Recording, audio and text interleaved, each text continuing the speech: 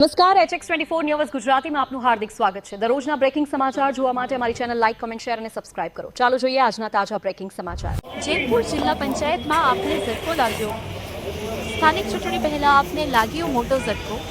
પેડલા 25 નંબરની બેઠક ઉપરથી આમ આદમી પાર્ટીના રાજેશભાઈ વલ્લભભાઈ કોટિયાએ ફોર્મ પરત ખેંચ્યું।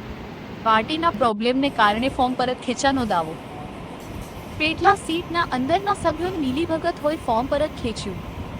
જિલ્લા પંચાયત પેટલા 25 ની સીટ ઉપરથી આમ આદમી પાર્ટીએ ફોર્મ ખેંચતા ચૂંટણી રસપ્રદ બનશે।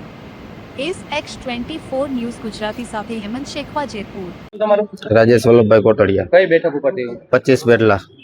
તમે ઉમેદવારી ફોર્મ છે તે પરત ખેંચ્યું છે, કઈ પાર્ટીમાંથી ખેંચ્યું છે અને ફોર્મ પરત ખેંચવાનું કારણ આમ આદમી પાર્ટીમાંથી ખેંચેલું છે।